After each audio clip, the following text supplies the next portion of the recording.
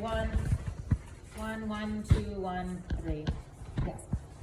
I will let you know though where to kind of put a line when we get there. That will help you to differentiate. Ultimately, we will be assessed on they will all count as tray 1, okay? We kind of break them up sort of by their function and kind of their grouping just to kind of understand them a little bit better. But you're not gonna get like just tray 1 will be over there, tray 1, 2. Ultimately, all of the tray 1s are up for grabs on that pass off for tray 1, okay? All right, so general surgical tray 1-1. Our first 3 instruments are called root tip picks, and there are 3 of them, and we need to know how to differentiate them, okay? So root tip pick number 1 is straight, okay? It's straight. Most straight instruments are going to be in the anterior, okay? The more straight, the closer to the anterior. The more curvy, the more posterior they are, okay? So that's one way to kind of be able to help to differentiate.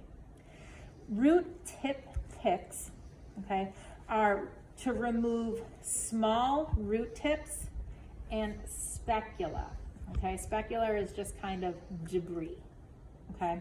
So number 1, anterior teeth, okay? It is straight. So that's gonna be the biggest difference with that. So root tip number 1. I'll pass everything around too. So we have these other 2. Now how do we differentiate which is which? They kind of look the same, just one's going one way and one's going the other.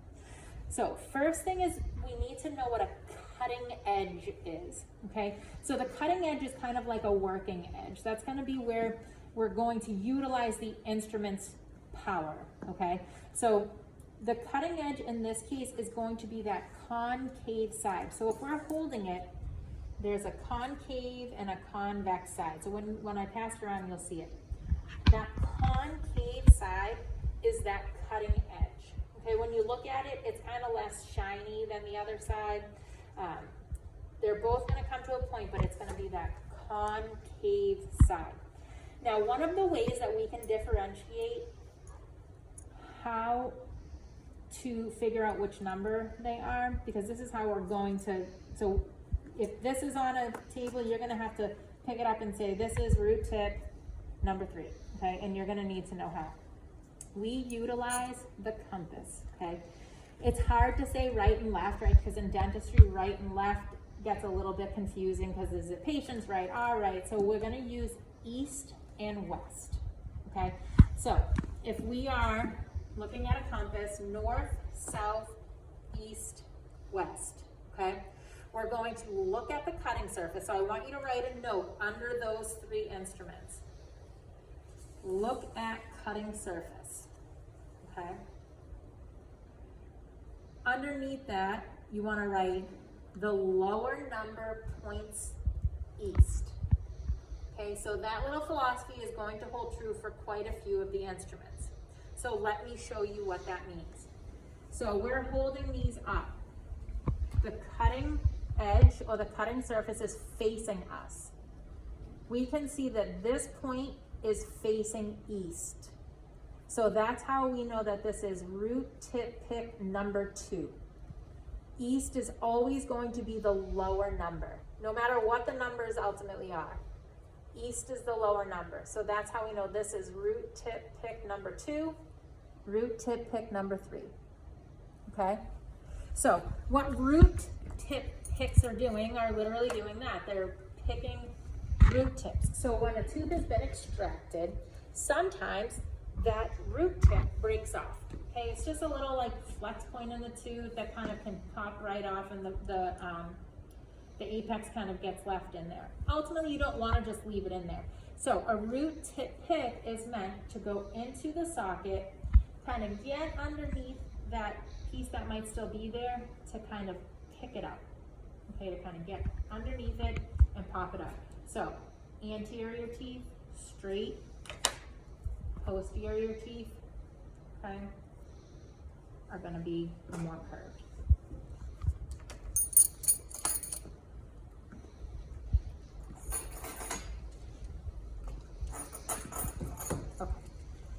So next up, curettes number 85 and 86. They are a pair. So you want to mark that these will be a pair. So you don't need to differentiate east and west on these. These will be laid out just like this. You will write that they are curettes 85 and 86. All curettes, when we're talking surgical instruments, are going to be remove tissue or debris from the bony socket.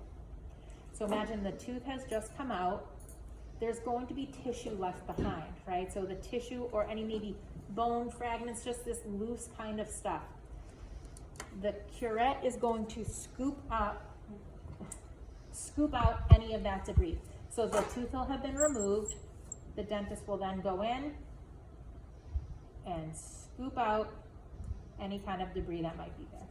Similar to like the spoon excavator that we learned about, this is really just kind of like a bigger kind of a spoon excavator. Same idea, right? That was to remove soft debris or soft decay. This is going to be within that socket, okay? To remove tissue or debris from the bony socket. Pair, so you want to make sure that you mark that this is a pair. I would mark it right on your sheet, the tray sheet, so then that way if you're going to use your tray to study, you'll know that that is a pair.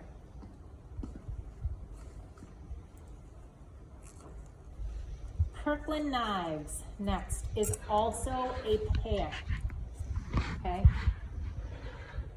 Kirkland knives are going to be for incising or cutting. That's a fancy word for cutting. Gingival tissue in periodontal surgery. Usually in gingivectomy, okay, which means the removal, ectomy, right, is always removal of gingiva. So this is paired. Kirkland knives, 15 and 16. These are very sharp, okay? They're meant to be sharp. They kind of are made in this kidney bean kind of a shape. So think Kirkland knives, kidney, okay? So they have this kidney shape. It's shaped that way to kind of mimic the gingiva, okay? So it's gonna go right along the gingiva to trim away any kind of excess gingival tissue. That's what a gingivectomy is. If there's gingival overgrowth, which means that the gums are really puffy and overgrown, they'll use this to truly cut away. And because it's shaped like that, it just gives you a better kind of contour as opposed to just using a general scalpel, okay? Kirkland knives, they're gonna cut the tissue. So these are sharp, just be careful. Paired, so you wanna make sure you know that those are paired. All right, our next 3 in a row are all periosteal elevators, okay? So they're 3 similar instruments, but you need to be able to identify each of them. The periosteal elevators are going to be used to start and retract a flap of gingival tissue. This will be the first stage in extracting a tooth, okay?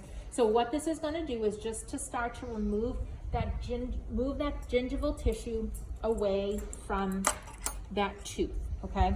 So they all have this kind of a similar appearance where it's one long rounded edge and kind of a more arrow-like. So the idea is this is gonna slip underneath the tissue and it's gonna just start to pull the gum tissue away from around the teeth, okay? Just start to break a little bit of those membranes. It's gonna be really that first thing that goes in there. So initially sort of breaking the membranes around there, okay?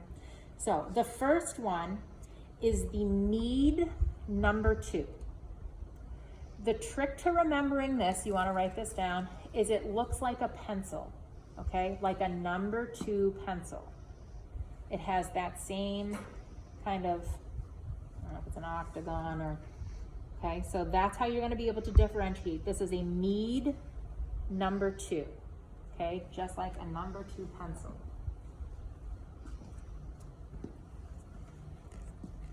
Our next one is called a cleave dent, okay? Same idea, rounded, long, arrow-like end. The difference is, see, this is flat, so you want to think that it is dented, okay? It's nice and flat because it's dented. Cleave, dent.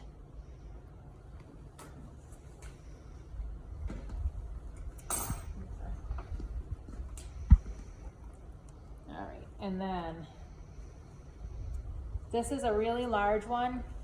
This is known as the periosteal elevator number 23, or the Selden. So you can write this in S-E-L-D-I-N.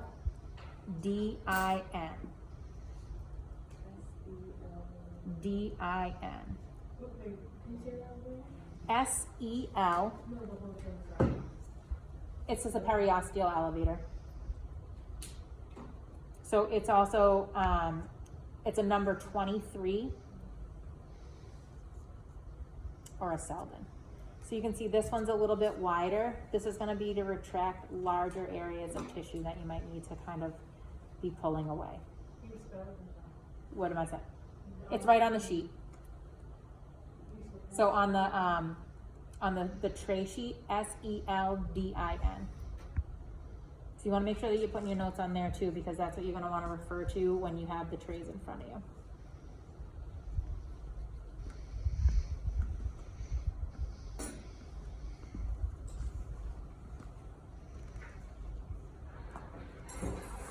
So our next two instruments are not paired, but they're used in conjunction with each other, okay? The chisel is used for removing bone, okay? But we need to use the mallet to be able to use the chisel. So the mallet is providing pressure for the chisel. So the chisel is meant to remove bone, okay? So it would be placed, if we needed to remove bone, would be placed in, and bone would be gently chiseled away. Just like saying woodworking, Summer's not going to our surgery, we're on with you, right? Okay, so it's just gonna be chipping away bone. It will be separate out, but they're typically used together. Chisel, mallet.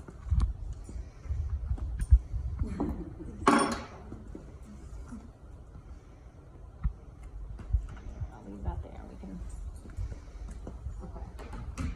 So that, you can draw a line under that because the next will go into tray 1-2.